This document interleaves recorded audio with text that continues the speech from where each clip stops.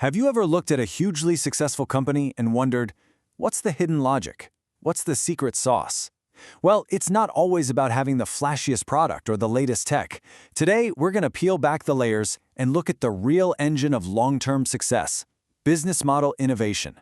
Let's get into it. It's a question that keeps CEOs up at night.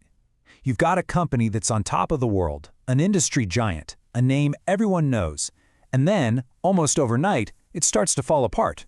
What on earth is going on there? I mean, just look at these names. Kodak knew how to make incredible film. Nokia built some of the best phones on the planet.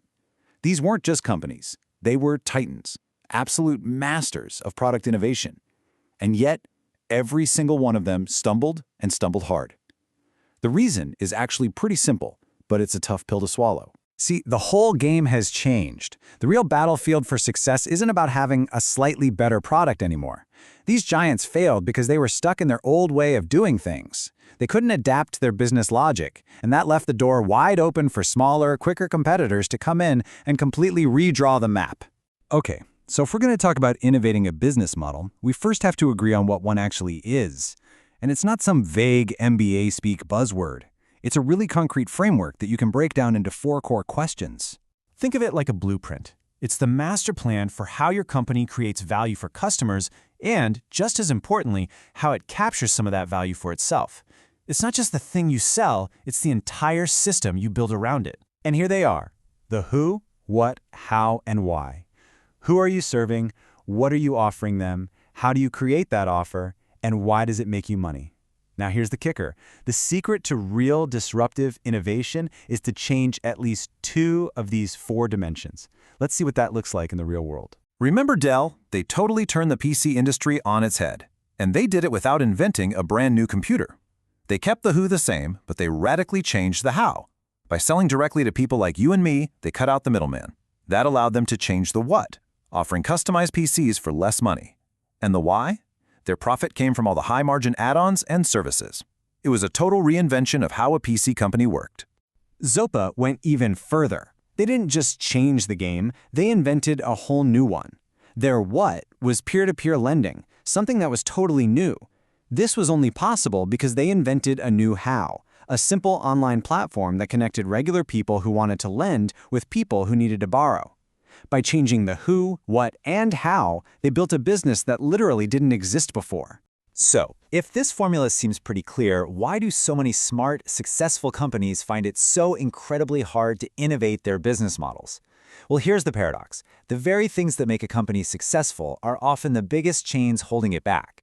This right here is the heart of the problem. It's a concept called the dominant industry logic. Basically, a company gets so good at winning with its current business model that it becomes blind to any other way of doing things. Their mindset, their processes, their bonus structures, everything is optimized for what works today, not what might work tomorrow.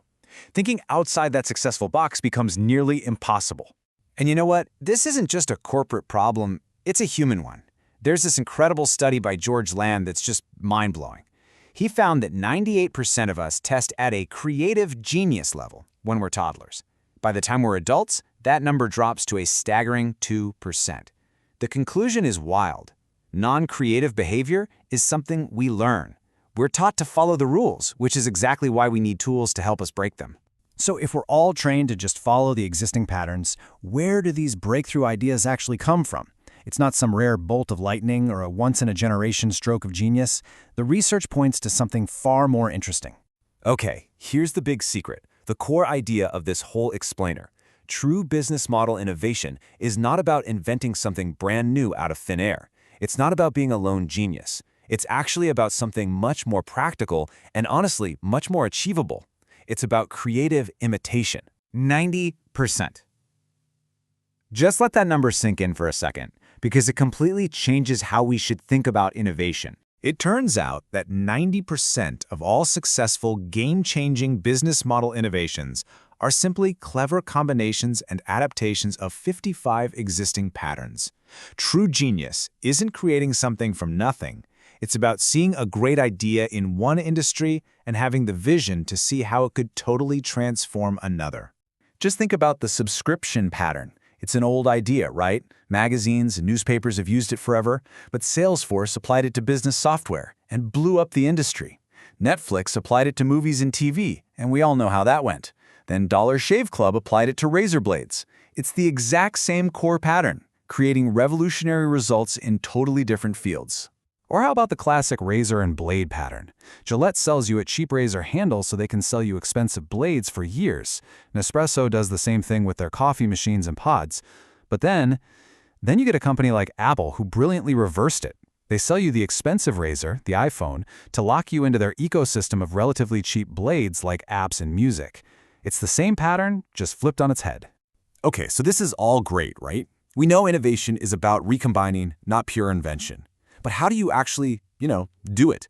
How do you make this happen systematically instead of just waiting for an idea to fall out of the sky? Well, that's where the Business Model Navigator comes in.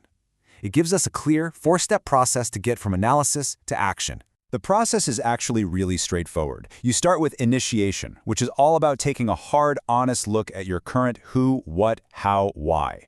Then you move into ideation, the fun part, where you start playing with those 55 patterns and see how they could challenge your existing model.